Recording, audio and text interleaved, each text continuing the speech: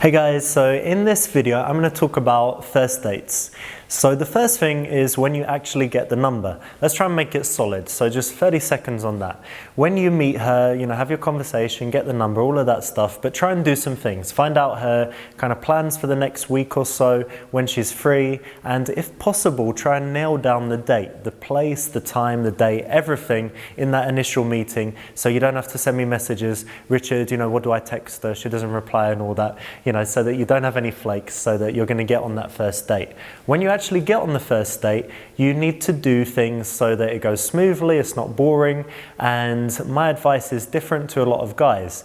Now, if you're a day gamer, things might be a little bit different because you're doing most of your game where you're not really including a lot of the elements of the pickup. If you're a night gamer, you probably do a lot of seduction and attraction stuff. If you're doing day game, you might not be working that in, and that can be a problem for a lot of guys where things just stale out, they never have that sexual interest going on, and it can be a problem. So we get to the point where it's the first date. You could go for a daytime date. These are harder, they require more in terms of conversation and interest. You don't have the help of alcohol and music and interesting places in terms of busy bars and places where there's a lot to see in the environment. So it puts more emphasis on the interaction. If you're comfortable talking to girls and you're already all set, then it's no problem going for the daytime dates. But I would suggest that if you do, it's nice to do things like go for a walk and things where you've got things to talk about, where you're not just sat in a boring coffee shop and it's just entirely about the conversation. If you want to prepare, if you need a little bit of help, in my book I give a bunch of interesting questions. So you could ask her, if she likes traveling, and then you could ask her an interesting question like, if you could wake up anywhere in the world tomorrow, where would it be? Or you could say, talking a little bit about childhood, and you could say, what did you want to be when you were growing up, when you were a young girl? So you can prepare a few questions so that if you do run out of things to say, you've got something to fall back on. When it comes to the actual date, it's very important. The first few seconds set the tone. So you can meet her and say, oh, hey, how are you? Let's go over here, like that, and you can be awkward. But it would be really good to actually meet her. You take her hands, you say, oh, wow, you really look great today. Nice to see you, like that.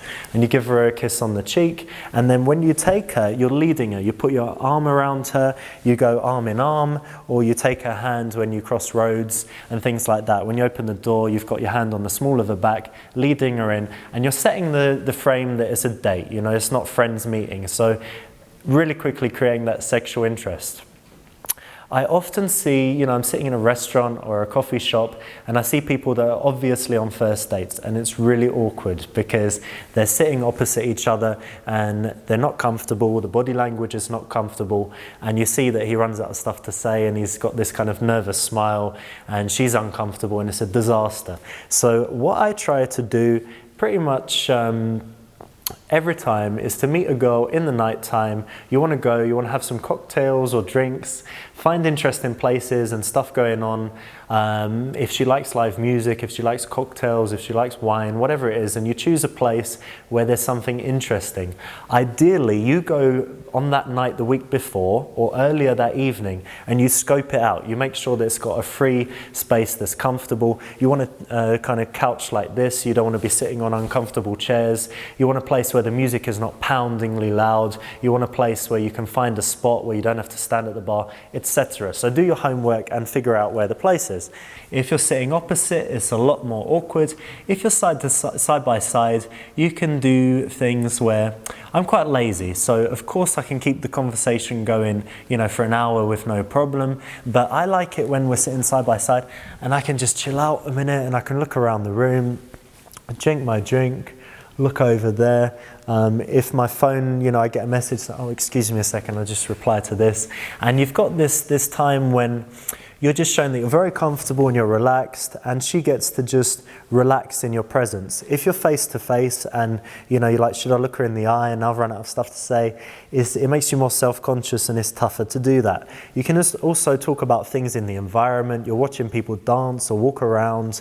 If you're sitting on a place like outside in the street, or if you're doing something like maybe you're smoking shisha. Again, all of these things are things that kind of take the pressure off, and if you're someone that's not entirely comfortable in the conversation, it will really help.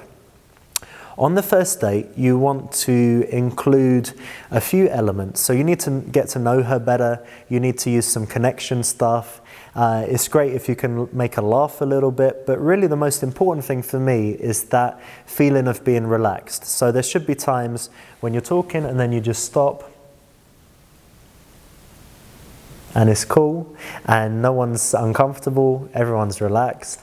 And there should be some times where, you know, the conversation just naturally breaks and you just look around the room and you're basically very quickly creating that kind of situation that you'd have only after many months of knowing a girl, where you're just completely relaxed with each other. Of course, at some point in the date, it's time to escalate things, and it can start with what we've got now with, you know, just our legs touching. It could progress to me just resting my hand there, or having some arm-to-arm touching.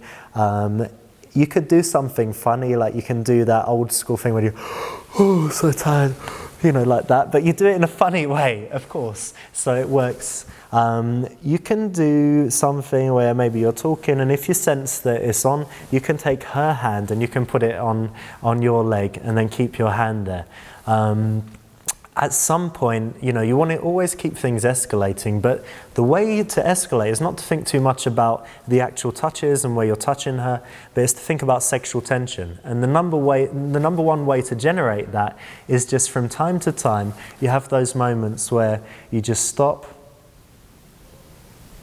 and you look at her, and you could stroke her on her, you know, neck as you're doing that. You glance at her lips. And then you break it and you carry on, and maybe you go to, you know, saying something funny or whatever, and then you go back to doing that, and you're sensing how interested she is. In pretty much 100% of cases, it's going to be acceptable to give her a kiss on the cheek. And I've noticed that I often do that, you know, as the first thing before I kiss her properly. So I might even just do it without saying anything. I just turn and give her a kiss on the cheek, and then a little kind of reassuring rub on the back. She's not going to go, ooh, how could you dare touch me? It's something that is socially acceptable, because a lot of people just kiss each other on the cheek when they meet. But in the situation of a date, it communicates sexual interest. So you've got the pauses, you kiss her on the cheek, you've got this kind of touch. And again, you just want to feel that the sexual tension's there, and then you can act on it when you like. So, you know, when it's time to actually go and kiss her, if she's cool with you touching her here and she's cool with you touching her on the cheek, and you're getting closer like that, and you're at a point where you're about this close, you're going to be fine from that point going for the kiss. Again, if you want to invite her back to the house on the first date, I've got another video on YouTube about that. But you could just say, let's go somewhere else, and you end up at your house. I've got all the ways to do that in the other video. It's up to you if you want to do it on the first date or not, but if you're already in a bar in the night time, it's going to be a much better situation to try that than if you're in the daytime in a coffee shop. So there you have it, guys, some brief tips on first dates, and I hope you find them useful, and see you soon.